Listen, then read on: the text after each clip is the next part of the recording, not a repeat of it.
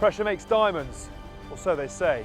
Well, in the sunshine on Sunday at Twickenham, those in white really began to sparkle. Silverware was glistening too, as England captured the Triple Crown for the first time in 11 years. Backed by their faithful, England delivered an 8th home win in 9. These fortress walls are rising once again. So redemption for Cardiff, but now to the Colosseum of Rome for the final round. Welcome to O2 Inside Line. First up this week, it's player analysis. Let's kick off with Danny Care's try. First couple of minutes, quick taps to try and get him on the back foot. Quite a big gap on the left, and Danny's quick, and even if Lee had managed to tackle him, I think the momentum we might well have got over the line anyway. Luther's try then, comes off an overthrow. Don't actually go up here, don't compete, so I think Wales will be a little bit disappointed with their drill there.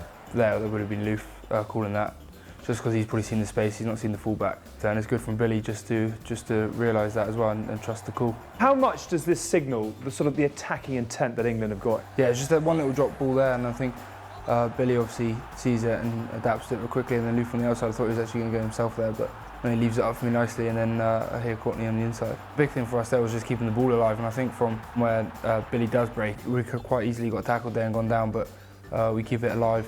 You see all the white shirts flooding through, even Big Dave Atwood, and that's just a mindset. And count how many white shirts are in that picture there compared to the Reds. Here, do we see Italy's attacking patterns and the dangers that they can put together? Yeah, it just shows if you give them front foot ball, very solid scrum, picking up 10-15 metres off the base of the scrum, phase later, they're straight through the guts of Scotland. So let's have a look at Sergio. He's a fantastic back rower with all-round ability. He just brings that extra bit of experience. We need to get a hold of him and make sure we try and keep him as quiet as possible. So we'll have a look at the Sato try. Great hit by the wing and a bit of a lucky bounce. Just an opportunistic try really, and a hell of a finish from down the left touchline. Just that turnover situation where you've got to quickly adapt. You've just gone from being on the attack to then just getting straight into the defensive line. You're chasing Ireland obviously in the points difference stakes. Do you go for it on Saturday to try and hunt Ireland down, or do you just get the win? I think the most important thing for us is we just want to try and get there and get the win. Depending how the game develops, that'll be something for the coaches and captain to decide. But first of all, we need to turn up the first minute and get stuck into them. This week on Teammates, we ask, who's the funniest squad member? You're looking at him, Chief.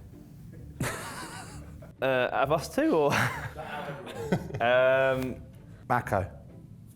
Why is that? Because he's got really big earlobes and he's got a lovely personality. Because you don't really get big earlobes, do you?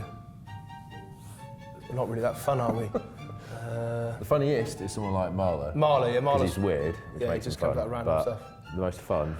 He's weird. Very weird. That wasn't the question, was it? What was the question? What was the question, Owen? Like a funny What weird. was the question, Owen? Like a funny weird. What was the question, Owen?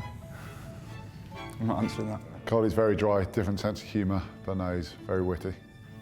I'm going teammates here, so no inside jokes for me. Definitely not Marland. Give me a break, mate. Especially in the morning, mate. Honestly. Yeah, I'm not really a morning person, you see. Yeah, you can't say yourself.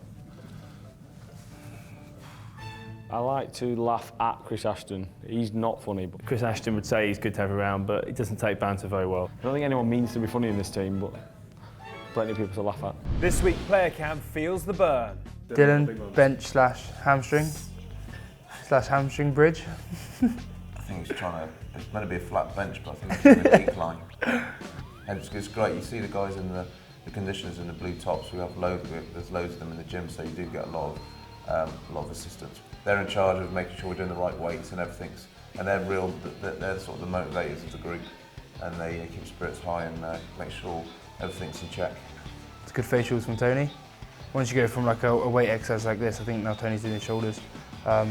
You go over there and see the physios where you do your rehab stuff as well, so it's all involved in your weight, so it's good.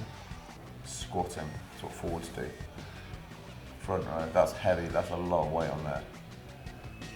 Again, for Mako when he's down the beach and he's got his short shorts on or something. Next up, it's Team Behind the Team. I'm Mike Hughes, Lead Performance Analyst at the RFU.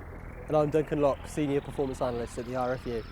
Our working week is pretty hectic. We've got a number of machines around Penny Hill Park that are all networked. that the players can access to view information on the opposition. Basically every match they've played in their career pretty much is available to hand if needs be. So in terms then of somebody like Courtney Laws, how many hours worth of material will he look through? Courtney, yeah, unbelievably diligent with his line-out prep. Obviously what sort of formations they like to use, where they tend to throw when they use those formations. Stuart and the coaches have instilled this culture where the players, the off-field learning they do is as important as what they do on the field. Match day will be down there sort of first thing in the morning. We need to meet up with whoever the broadcasters are, make sure that all our feeds are coming in for us to capture.